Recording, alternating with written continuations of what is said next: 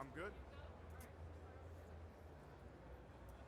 Marcus. Congratulations. Obviously, a lot of Ohio ties for you, but I want to ask you specifically about your relationship with Dean Flores. I talked with him earlier. He just says you're just the kind of best friend that he can count on. Tell him what's going to be like coaching against him and being a three-star player.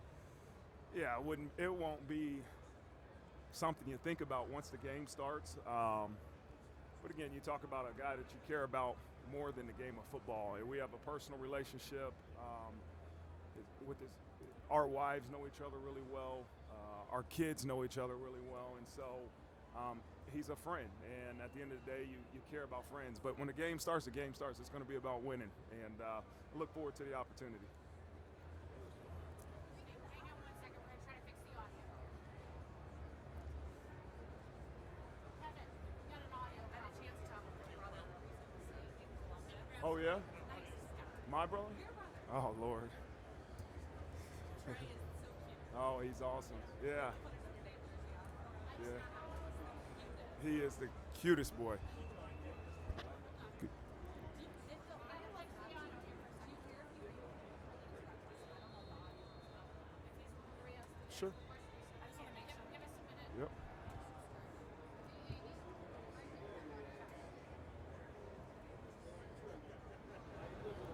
So, Timmy. Yeah, absolutely. Allison. Yeah. Okay. Good. All All right. right, we're gonna 2.0. Sorry, 2.0. Yep. Will you just repeat your answer so make sure we get the answer on audio nice and good about James? Yeah, obviously James is a dear friend of mine that goes beyond the game of football. A relationship that's been developed since we were in college, and you know, once the game starts, the game starts. You're not going to be worried about a friendship or anything like that. We both have jobs to do, but again, our families are pretty close, and we will forever be close friends regardless of what happens here in this game. Yeah.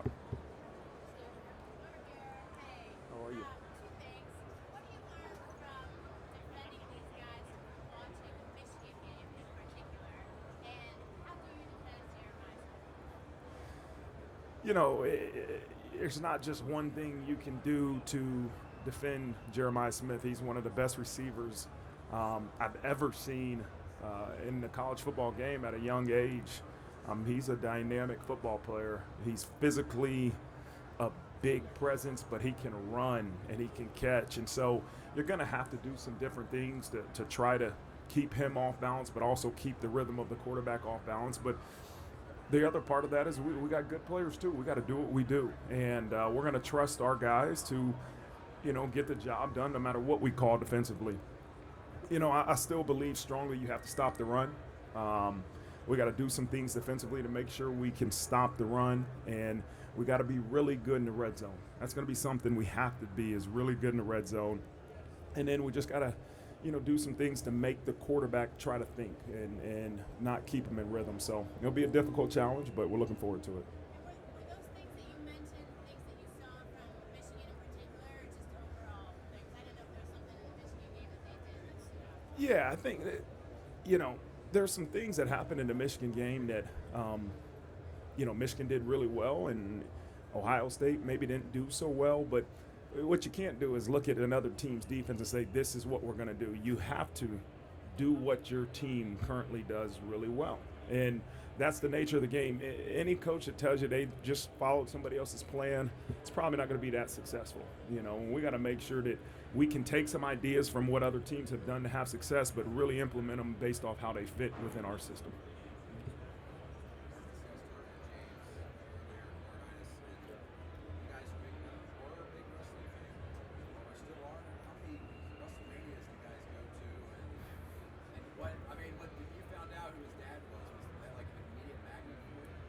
Yeah, I grew up a wrestling fan, and he came in the year after I got to Ohio State, and when I found out the son of the animal was coming in, I was a fan. I was a wrestling fan, and then we did go to a lot of WrestleManias together. I can't remember how many, but now my kids are fans. So if we can get to a wrestling event, and I can take my kids there, we try to. We went to one in Chicago. I can't remember when it was, a couple months ago. It might have been before the season, but we went to a Friday night SmackDown event in Chicago. What do you like about wrestling? What got you into it? I grew up watching. I liked it. I don't know the characters. I think at different phases you enjoy different things. When I was young, everything was real. You ended up thinking, idolizing the Hulk Hogan's and Ultimate Warriors and all those guys. And then as I got to go to some WrestleManias with James, you got to know some of the people. And now it's about seeing your kids happy. And if my kids want to go see wrestling, as a father, I would try to do that.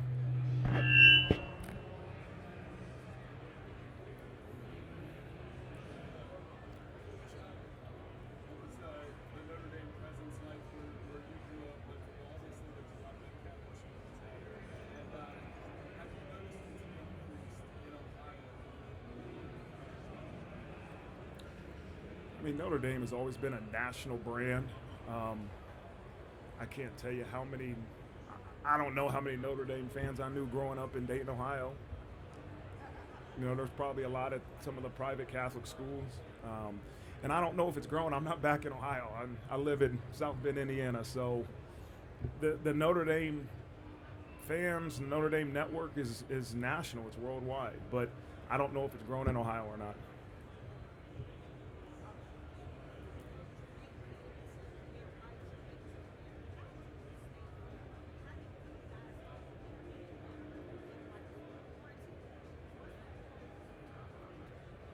I can't hear it. Oh, yeah. And then the part 2 was what? What's on my playlist? Okay. As far as how do you keep yourself humble, I think the reality is when you realize you don't get to this point by yourself, it's easy to be humble. When you realize that it takes everybody in this program to get their job done, for us to be in a situation, it's easy to stay humble. And that's the reality of this football program. We understand this is not about one person. It isn't about one player. It's about all of us getting our job done. What's on my playlist? It depends on what day.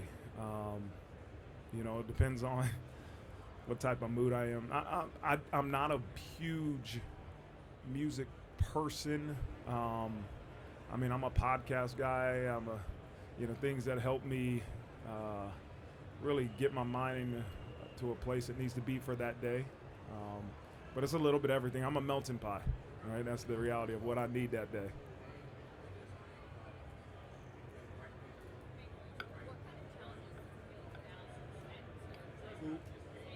Downs, yeah. He's dynamic.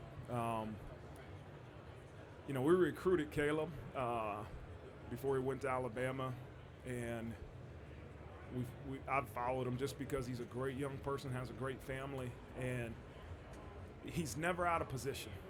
That's the thing about Caleb. Like, he's never out of position. He plays the game under control, and he's a really good tackler, but he sees the game in a way that puts himself in positions to always make the play that he has to. And so,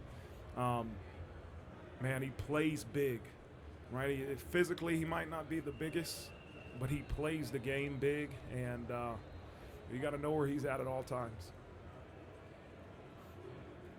We're here from Channel 7 in Dayton, Ohio. I'm curious, when you think about the Edward Wayne High School, sitting here at the national championship game as a head coach, what goes through your mind? You know what? I've been blessed to have a lot of great mentors and a lot of great people around me to help me grow.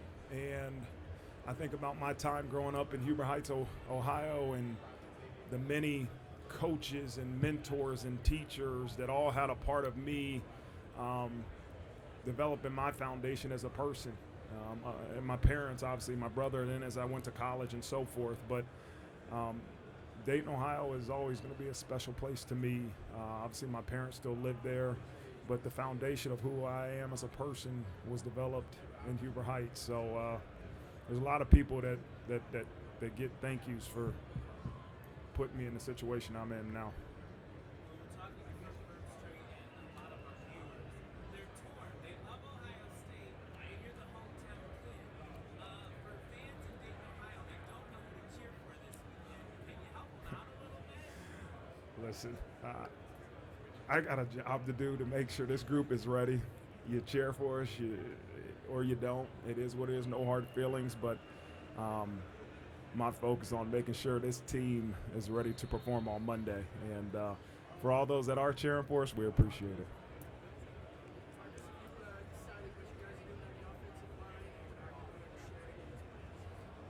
Yeah, we've been working Charles Jagasaw at the left tackle, but also played some guard. We have an idea of what we're going to do starting on Monday, but, it's something I think we could wait till Monday to just say this is exactly what we're going to do. But he's been playing a lot of left tackle and playing some guard too.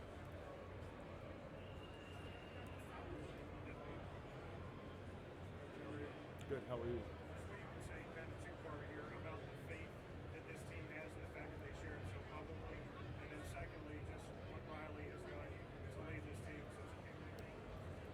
I think, being at the University of Notre Dame, it's a place where growing your faith is encouraged. And it's not only in Catholicism, it's the reality of you having a faith and a belief in something bigger than yourself. And that's something that we talk about amongst our football program. We have Mass, we have our team chaplain, we have, it is promoted, and our players have Bible study and different things like that. And so, I have a strong faith, and there's often times we talk about you have to trust beyond having evidence, trust beyond knowing, which is another motto for having faith. And so we're not shy about it. They're not shy about it. And it's important for us. And each individual makes his own decision on how he wants to discuss it or grow in it or any type of thing like that. But Riley's been huge for us as a leader, as a football player, as a competitor. He is a great young man, but he's a great competitor and a guy that's been continuously improving from the time he's gotten here. And that's difficult when you have high expectations the minute you step on campus, but he's kept a level head. He's put the work in. He's doing great things.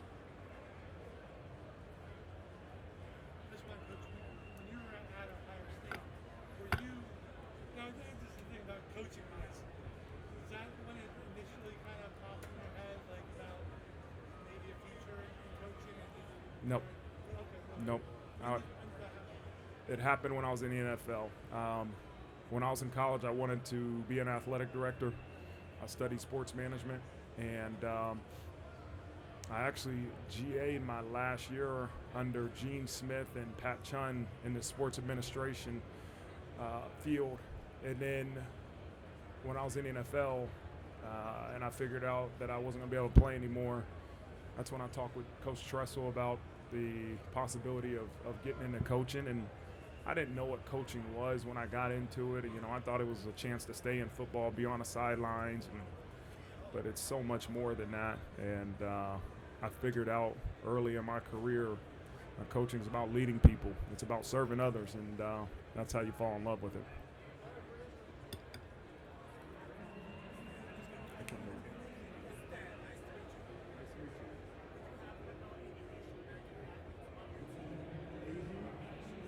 Asian? Yeah, we have Charles Du, who's Chinese, Jordan Botello, who's half Hawaiian, half Korean. Haitian, I don't know. I don't know if, I don't want to speak wrongly. I know we have I don't know if they're Haitian.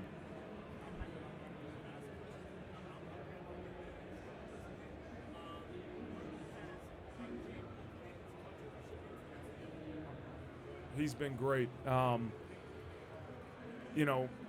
doesn't speak a lot, but he works his tail off, and at the biggest moments, he's shown up. And he's a big reason why we're in this position. And he's been doing a great great job for our defense, making big plays. You look at the play he made versus Georgia. We're going to need him to play big versus Ohio State to have success.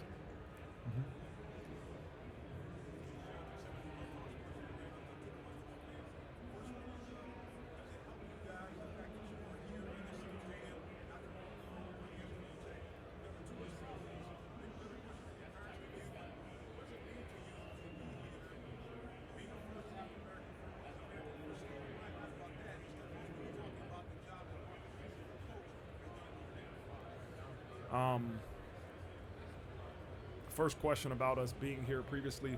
By the time we get to Monday, both teams will have 2 days that they could practice in Mercedes-Benz Stadium. So I don't think it's going to be an advantage. We're going to be on the opposite side of the field than we were when we were here.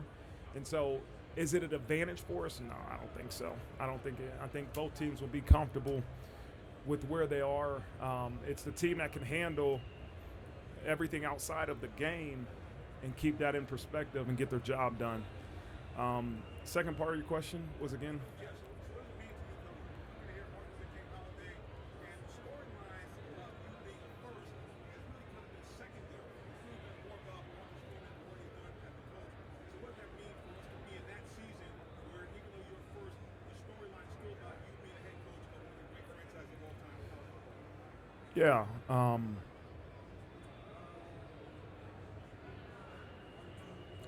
That was a two-parter of your second question. I know the second part, but the first. Yeah, I really, that question is probably better suited for your parents. Yeah, but I remember that part. I remember that part. Hear about Oh, MLK Day. Right. Yeah.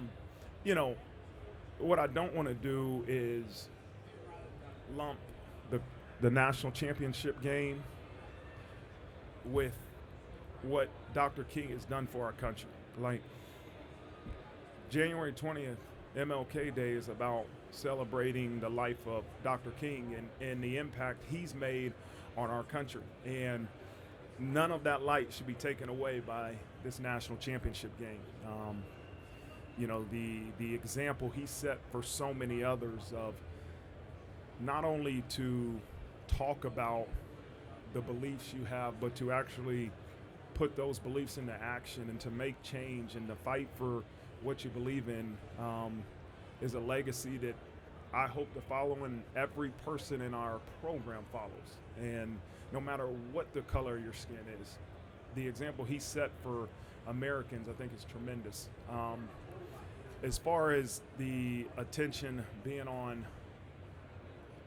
this football game and not me being the first, I think it's great because when you start putting the focus on me being the first African American or me being the first Asian American coaching this game, that takes away from the team. And I wouldn't be in this position if it wasn't for the team and everybody getting their job done. And so I know that's what the media or perception has to be. There has to be a person or cause and effect for why we're in this position. But the reality is it's everybody. It's everybody in this program getting their job done. And so I like to make sure the focus stays on the team and not just one person.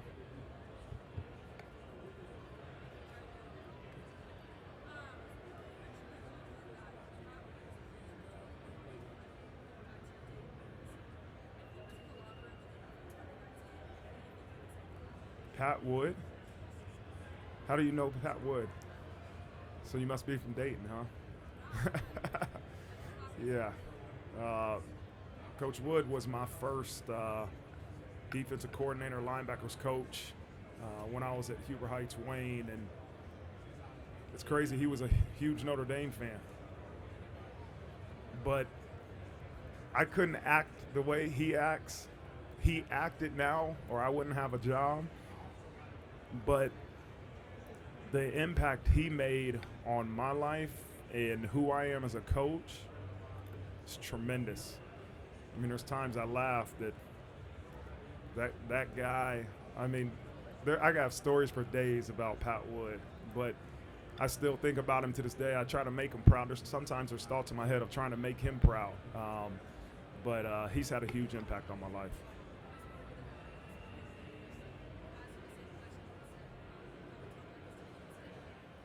Keep a steady hand. He didn't do a great job at that back when I was young. I say, Coach, are you wearing your Notre Dame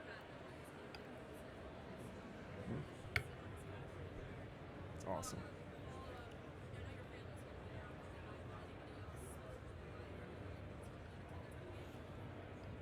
No. The only difference about this game is that my mom and my dad are going to be there, which they don't. They haven't been to many games, and I thought it was great that they made the decision to want to come down here. I didn't know if my dad was really going to come, but he said he wanted to come, and so I won't see him. They'll be in the box or somewhere, but you know, the normal. My wife and the kids, my brother, and his wife, and that's probably about it. So. Overall.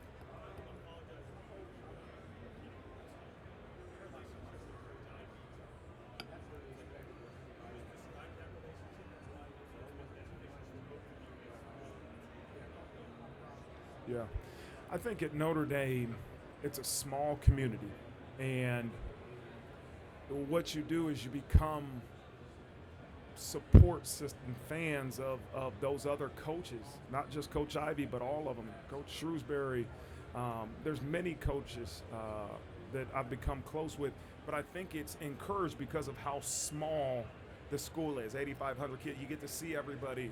But sometimes only coaches know what coaches go through. And, you know, if I can text her after a big win, I do. But more than anything, I make sure to reach out to her after a difficult loss, because sometimes you just need to hear, it's going to be all right, get better. I remember we were flying home from USC, and they had just lost in some type of tournament to start the year. And I remember saying, they're looking at you more now than they ever have. And so pick your head up, let's go back to work.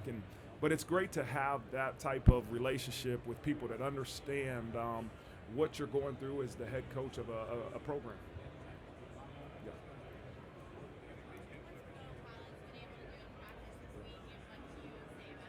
Yeah, he's progressing exactly the way we thought, in the right way. He practiced yesterday, pretty much the majority of the practice. The first time he's really done that in the last couple of days. And so as long as there's no setbacks, he's progressing in a way that we think he'll be able to go full go on Monday. Yep.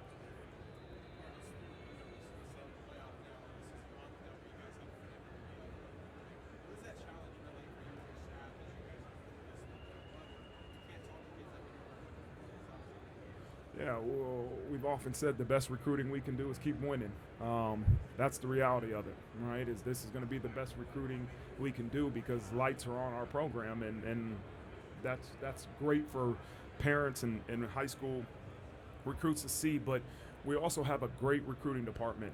Chad Bowden, who is our general manager, and his department has been on the road in high schools, getting transcripts, talking to coaches, and figuring out the character of high school prospects. So we're not sitting back and not being on the road recruiting. We're just having other people in our program do it. We have two females, which I think it's great to put the spotlight on. Zaire Turner, who is she's on the road recruiting, and Rebecca Seitz. So two women that are in our recruiting department are actually on the road recruiting in high schools. And I think that's amazing because, one, they do a great job at the roles, but two, you're not going to see many women recruiting in high schools and scouting and doing those things. So I think it's great for the growth of recruiting departments, but the growth of women in football.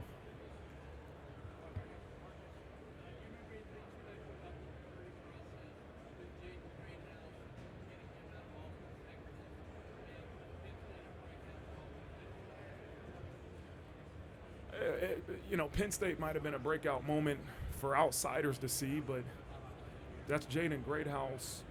Every day he's been in our program. You know, I've often talked about playing the wide receiver position is one of the most unselfish things you can do, because you can do everything right, you can be perfect, and not get the production to coincide with what you do and running your routes.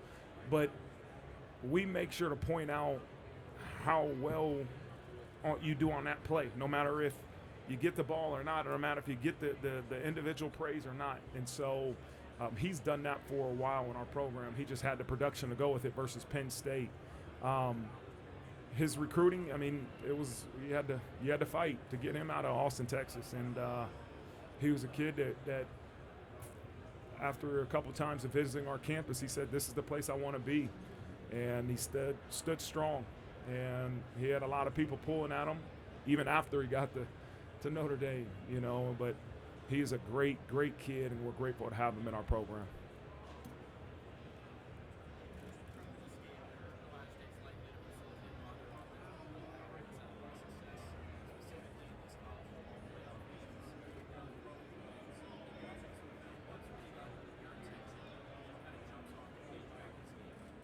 I think he's elite at making good decisions.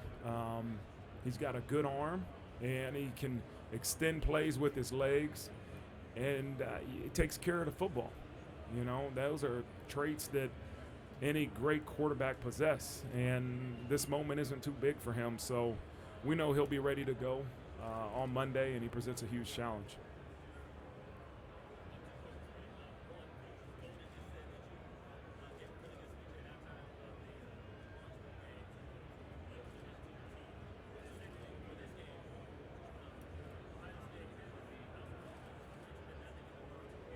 In the what quarter?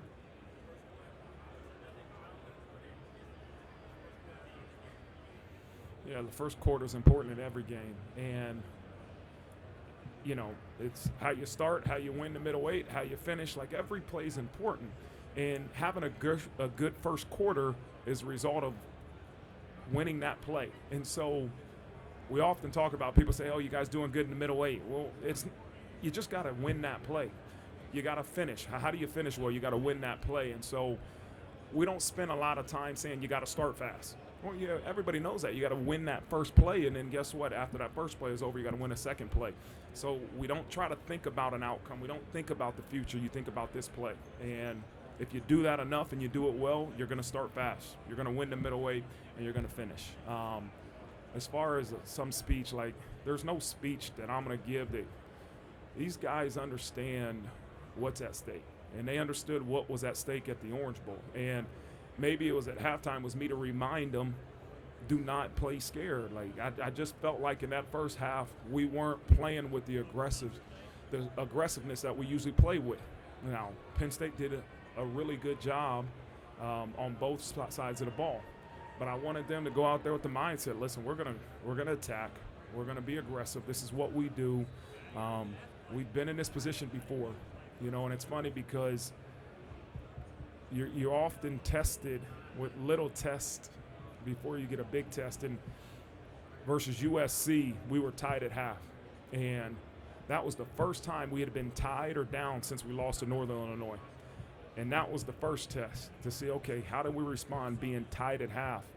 And then you're down 7 versus Penn State. That was the next test. And so we shown that, hey, we couldn't handle it versus Northern Illinois being down. USC, we responded well to being tied, and then we were down again against Penn State. And so there's a belief in our guys now that they know the different tests that are going to occur throughout the season that you have to pass in order to be in a situation that we're in now. Do you really think you're going to escape without a question about the NFL? What is your interest in the Chicago Bears or head coaching job in the NFL? Heather, you know how busy we've been on preparing for this opportunity.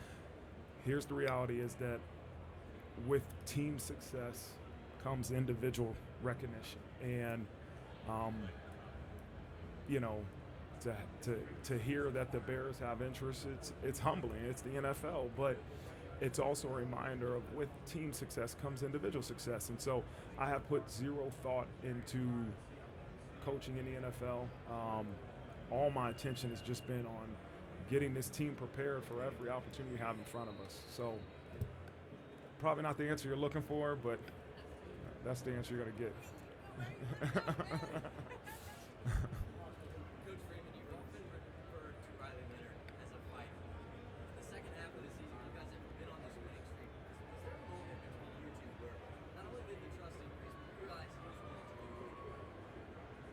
Yeah, there's not one moment.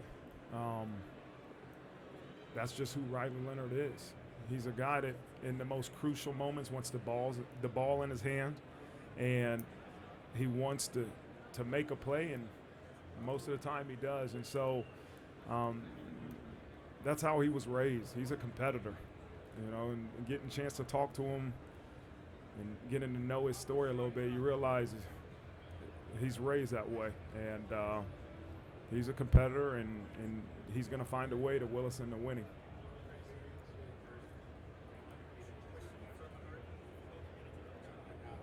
Let's go back in time. In 2006, you were the fourth Ohio State player. You beat Notre Dame, reached the final, and then you lost as a favorite. What lessons did you take from that year going into this year's game on Monday, where you guys are underdogs? What motivation do you guys need as an underdog to beat Ohio State? There's zero motivation that is necessary to prepare for a national championship game. I was a kid. I was a young person. That I can't go back and remember what was going through my mind, but we were playing for the national championship. And I was a part of a team, and I just wanted to do my job, and we got beat. And, when I think about college, and I think about the relationships, I think about the great players I had the fortune to play with. But at the end of the day, the maturity level of who I am today versus who I was back in college in 2005 or 6, it's completely different. You see things from a different perspective. And so that was in. This is now.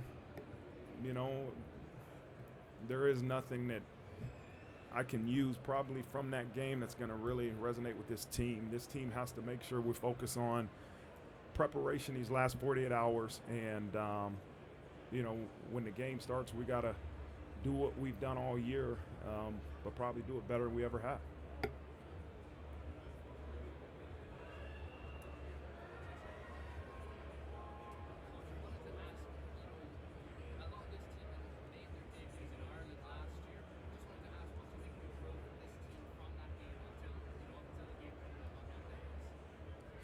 Yeah, there's some players that are on this team that weren't even in Ireland. But when I think about the Ireland experience, it was amazing. Like, I think we've all grown through experience from that point to where we are now. But I just think back to that experience in Dublin, Ireland, and that will be one of the great experiences I have as a head coach. In terms of, that was my first time being in Europe, being outside this country, and it was pretty special. It was special. Listen, that's for people above my pay grade. But yeah, I would love the chance to go back to Dublin, Ireland and play. That was amazing. When is the last time that you talked to Jim Tressel? He told me he's coming. He's looking forward to it. What advice has he given you about this game? I've talked to him recently. I didn't know he was coming to the game, but we don't talk about things like that. We just talk about probably some. I'm able to ask him questions, and he give me his opinion, and that's probably what's most important. Somebody that I hold very high, somebody that has experience in games like this, somebody that can give you a perspective from a previous head coach in terms of how you performed last game. And so we talk often, but I know it's a unique situation for him, being that he is a part of Ohio State, but also a part of my life. And so I wouldn't put him in a position that he has to choose. But he's been great for me all season long. And so I'm excited for him to be here.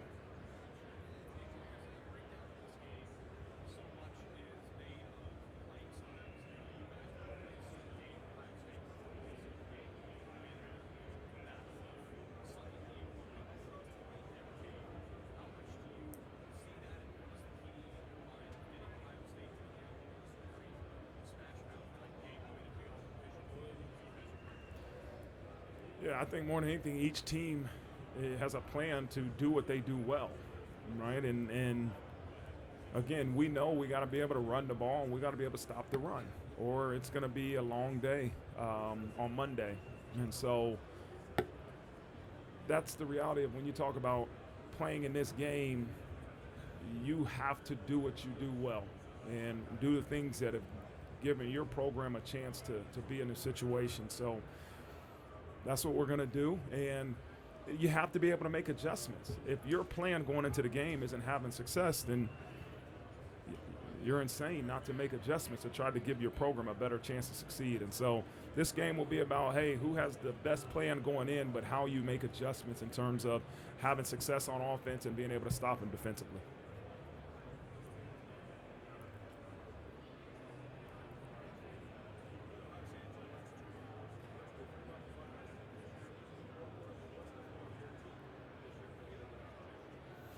Yeah, it's two different teams. You're talking about 2 years ago, their team and our team was a lot different than this year. I mean, it's a lot different than last year's team, and it's going to be a lot different than this year's team. I've told the team all week, this isn't about the past. This isn't about where I went to school. This isn't about the 2 previous games. This is about the opportunity right in front of us. And that's what you got to understand. Where this program is now and who we have, it's about putting these guys in a position to have success and do what they do well. And same thing with Ohio State.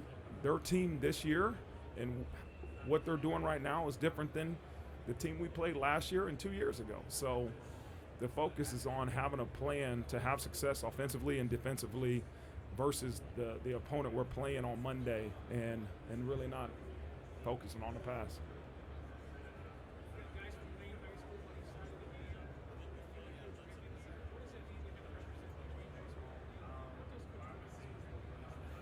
Coach Mickens is a tremendous asset to our program, the ability to identify talent, to recruit the talent, to develop the talent. I mean, he's been a heck of a coach. He's done a lot of great things for this program, but even our time at Cincinnati together. He's a heck of a football coach. As far as where we grew up, I think everybody has a piece of who they are because of the way they were raised. And our 4 years at Wayne High School has a big impact on who we are as men today. And so it's a special place. It's a special place to me. There's special people there. There's teachers there. There's administration. There's coaches there that all have an impact on who I am as an individual. And so I'll always be a Wayne Warrior.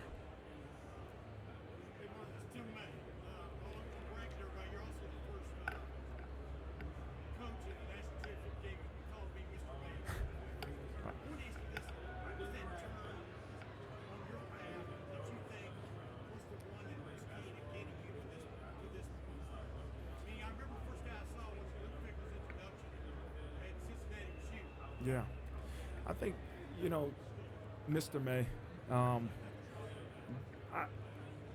don't think you can point out to one person or one situation that got me to this point. I think everybody every person that I've been a part of, Daryl Hazel and our time at Kent State in those 2 years there that we were able to win that second year, go 11-1 and go to Purdue and our 4 years at Purdue, I learned valuable lessons in terms of, I don't know, our record wasn't great. I think we won 9 games in 4 years, but I learned valuable lessons from Daryl Hazel as a leader and through some of our losses and through those players and the coaches that I was with.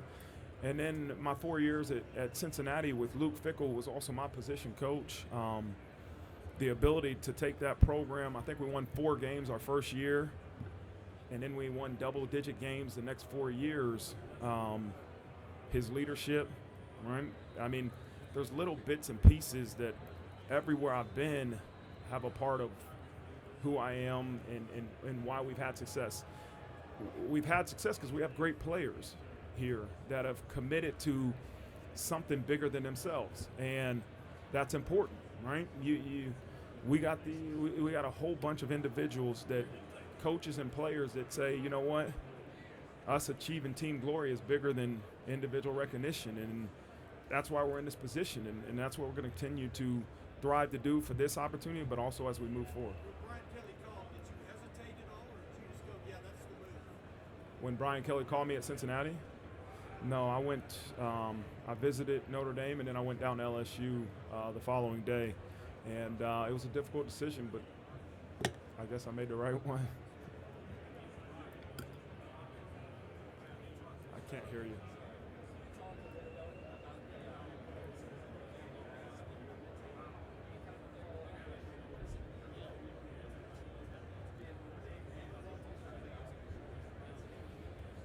Yeah, I remember being a recruit and coming to a Notre Dame football game and watching. I was in high school and watching the team come out of the Basilica for pregame mass, and I thought that was the coolest thing.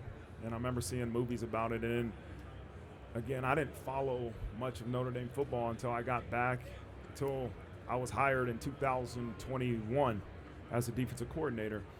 And I remember that year we didn't have pregame mass. And I think part of it had to do with COVID the year before, but we didn't have pregame mass. And then, so when I was named head coach, it was something that I had talked to the administration about when that decision was made to not have pregame mass and what we had to do to change it. And it was something that was important to me to change that for multiple different reasons.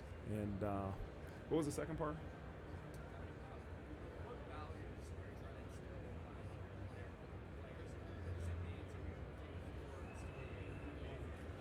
I think more than anything, it's selflessness, like the ability to put others before yourself. I think that's one of the greatest traits humans can have, is that the ability to put somebody else in front of yourself. As I tell these guys all the time, yeah, it's going to make us a successful football team, but it's going to make you a successful husband and father and, person. If you can put others before yourself and work extremely hard, those are two traits that I believe will help you have success no matter what you're doing in life.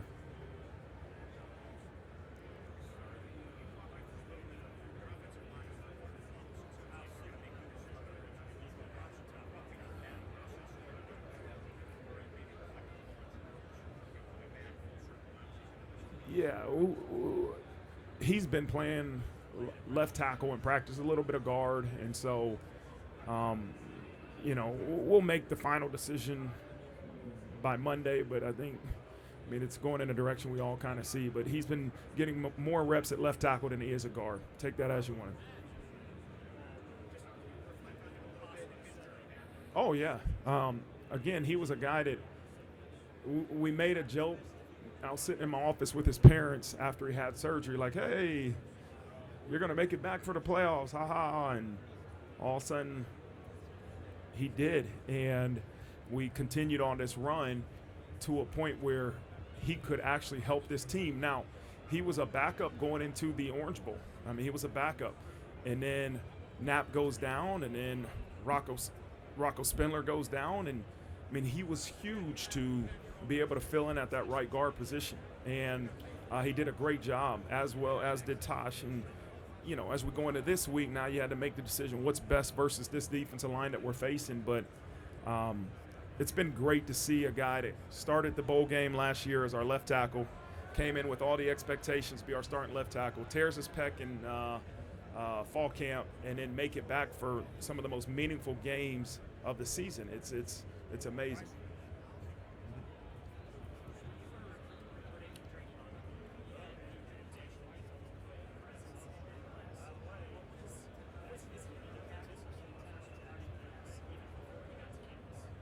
Yeah, Drake did a really good job at recruiting some other players, high school recruits, and often tell our biggest recruits, like Drake was, great players want to play with great players. So if you want to play with some great players, get on the phone and start recruiting them. And so he's done a great job. He's a vocal leader even now, same way he was in recruiting. So he's a big piece of that recruiting class that he was a part of.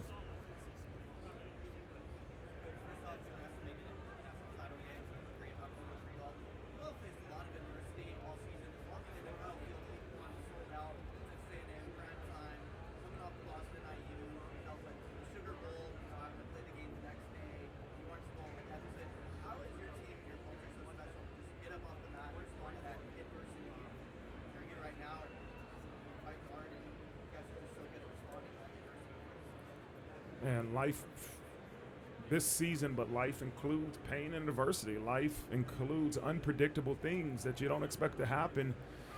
Your ability to handle the unpredictable things in life is what's going to determine your success. And so there's some unpredictable things that have happened in our season. There's unpredictable things that happen in a game.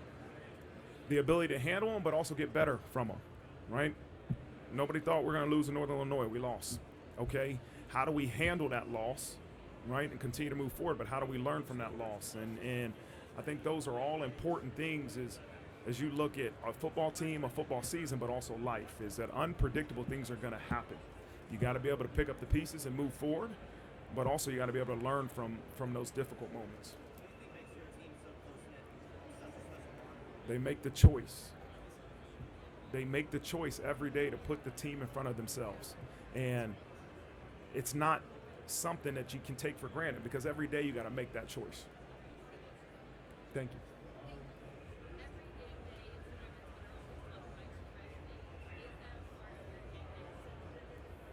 Shout out to Julio Rodriguez. That's my guy.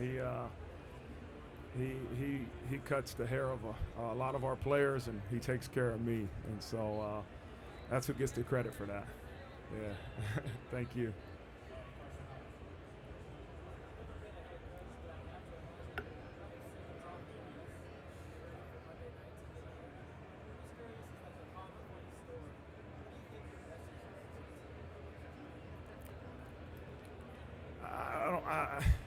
I don't know exactly what my message would be. It'll be something that I usually always say, and it's about, you're ready for this opportunity. Don't hold anything back and go attack and be aggressive. Like that's what you got to do.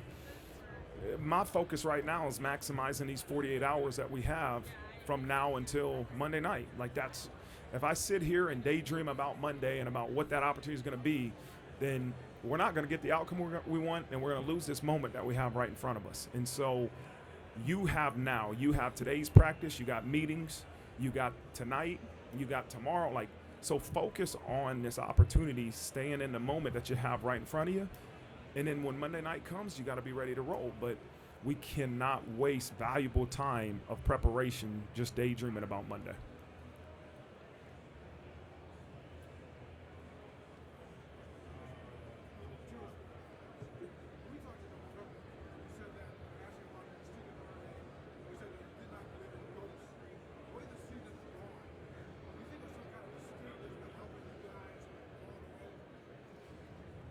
I said I don't believe in ghosts. I don't believe in ghosts, but I do believe in God, you know. And, you know, and I'm a faithful person, so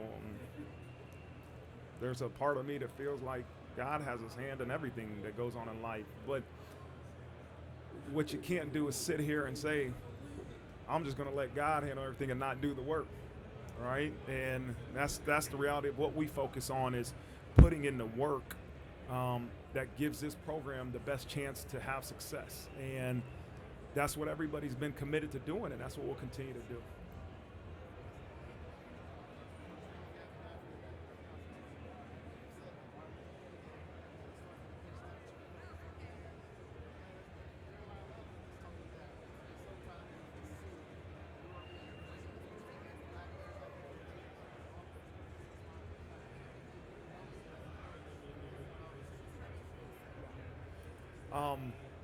I do not take for granted that I am a representation for many guys on this team that look like me. And I hope they can look at me and say, okay, work hard, try to do things the right way, and you're not going to be judged by the color of your skin. It's going to be by the way you work and how you treat people. And so I want our young people to be able to look at me and say, hey, if I want to be the head coach at Notre Dame, dang it, if I work hard enough and do the right things, I got a chance to do it, because look at my head coach. The whole point of me continuing to take the attention off of me, though, and put it on the team, but also put on it Dr. King, right? Like, Martin Luther King Day is about the great legacy that Dr. King has left in our country. And I don't want to take any of that light and put it on myself, but also the national championship game. Because what Dr. King has done for our country has been tremendous. The ability not just to talk about change, but to have actions that incorporate change. He made change through his actions and his words, and the courage he has as a leader is something that I still am impacted by as I study his life. And to do it at 38 years, I mean, it's just the impact that man made in 38 years is just humbling and to even think about. And so that's what I want to make sure. Anybody that talks about me on this day, on Dr. King's Day, let's point the attention to Dr. King, the person that really made change in our country. And then as far as me being the first black or Asian head coach to be in this game, again, I am grateful. I am so grateful to represent a lot of guys, especially our players and coaches that look like me, but I'm going to make sure that the attention is turned on the team, because I'm not in this position without the team and without the other coaches getting their job done. Yep.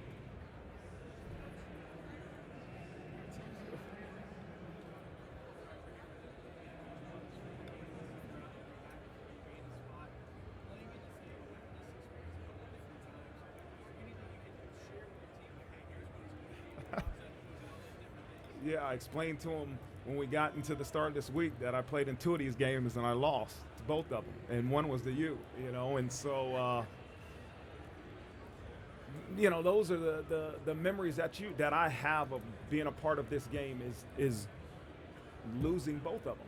And now I'm in a different position than I was in being a player, but that's the memory I have of both national championship games, and those aren't great memories, and so listen, this opportunity is about this opportunity, and that's what I tell them all the time. This isn't about where I played in college. This isn't about the previous 2 games we had against Ohio State. This is about this opportunity right in front of us, and we got to stay focused on putting ourselves in a position to have success on Monday.